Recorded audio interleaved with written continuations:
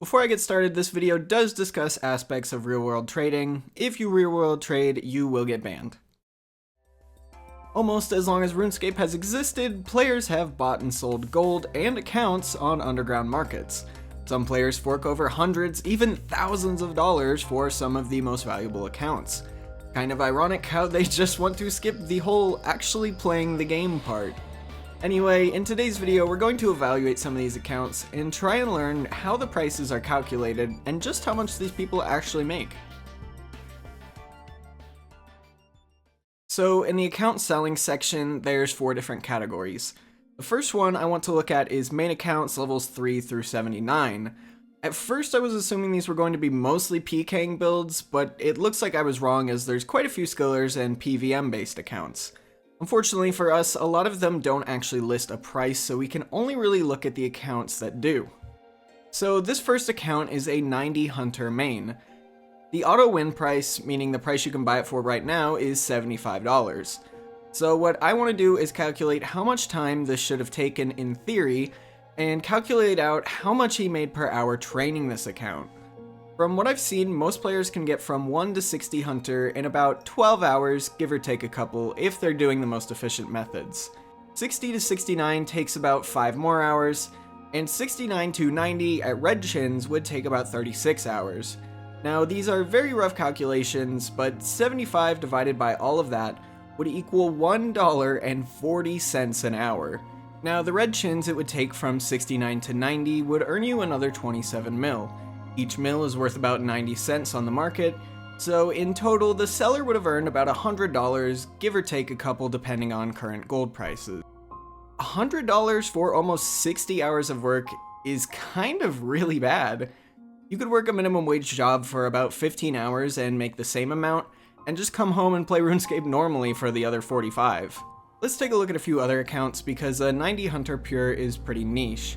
The same seller has a Darox Pure, with a Fire Cape, Bear's Gloves, and Ice Barrage, and is about 1400 total, so a pretty standard mid-level account. The price they've listed it for is $500. Someone out there might be willing to pay $500 to literally skip the majority of the game. I get it if you want to go PKing or do raids or whatever, but what's the point in accomplishing anything in those areas if your account could really just be taken back at any second? This is something I'm going to get into later, but for now we're going to look at a couple more accounts in these different sections. A popular account I'm seeing is a Nightmare Zone Ready account. They typically have 60 to 70 in all of the melee combats, and 5 or more quests done so they can actually access Nightmare Zone. Again, you're paying money to literally not play the game. Keep in mind these accounts are about $40, but you're still paying someone so you can stand in Nightmare Zone and not interact with the screen for 20 minutes. Keep in mind these stats are really easy. You can get them in an hour or two of actively playing and less than a dozen hours of AFKing at Sand Crabs. So generally speaking, if you're a main account with at least 70 in your combats, your account is worth $40 oddly enough. If you're a more PK specific build, it really depends. It's difficult to come up with a baseline price for this as each build ranges anywhere from $100 to $200. This applies to things like Maulers and Zerkers. The final account I'm going to talk about is an account that I never really expected to see on here. A maxed account with the Inferno completed and an Avernic hilt. The price is $1,650 US. Imagine paying that much money to literally skip the entire game. At this point, that account has really completed everything or has the stats to complete the last couple things. Imagine the seller though, investing thousands of hours into this account, only for their work to amount to about $1 or $2 an hour at the end of it, excluding any gold sold. So how much is your account really worth? I guess whatever someone's willing to pay for it. Every account is so different it's impossible to set a standard price.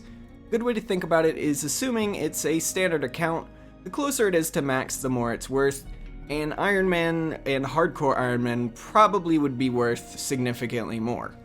Now, to some people this whole market may seem really appealing, but there is a lot of scamming.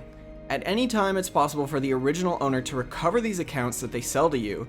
Many sellers try to give you things like account recovery details as a sort of good gesture to show that they won't recover the account from you. But what is there to stop them from giving you fake details? Really nothing. You can't just call up Mod Mark and tell him, hey Mark, I just want to check if all my account recovery details are correct, so let me just read them all off to you real quick. I didn't buy the account, I'm just double checking. Buyers often do a recovery test and recover the account before buying it, but even so, a pinned thread says this isn't enough to keep your account safe. It's still possible for the seller to recover the account, and sometimes even lock it to their specific IP somehow. So let's say the account does get recovered. If you paid with something like Bitcoin or RuneScape Gold, you're just entirely screwed. You will never see that money again. Even things like PayPal aren't always safe either. You still have a huge possibility of never seeing that money. The sellers are at risk too because let's say the seller gives the buyer all of the recovery details. The buyer files a chargeback and gets their money back, and because they have all the recovery details, the seller might not be able to get their account back. They can try, but in the past, Jagex has locked accounts with multiple people trying to recover them. They know what they're doing and can usually figure out if an account has been bought or sold fairly easily. To prove how common a recovery scam is, take a look at this thread. It's a list of 665 accounts that have been recovered by the buyer or seller, and this thread was just started about 4 or 5 years ago, making it more than 100 accounts per year, and that's only the accounts that get reported. To end this out, this is a very risky market, and so much can go wrong. I barely brushed on the fact that your account could end up getting banned, and you'd be out of all the money you either spent on the account or received for selling it. This is just one big reminder that you shouldn't sell your account, because chances are it's not going to work out in your favor. I wouldn't recommend buying one either, and if you've watched all this video, you probably understand why. If you enjoyed this video, drop a like, and I want to hear your thoughts on all this, so leave it in the comments below.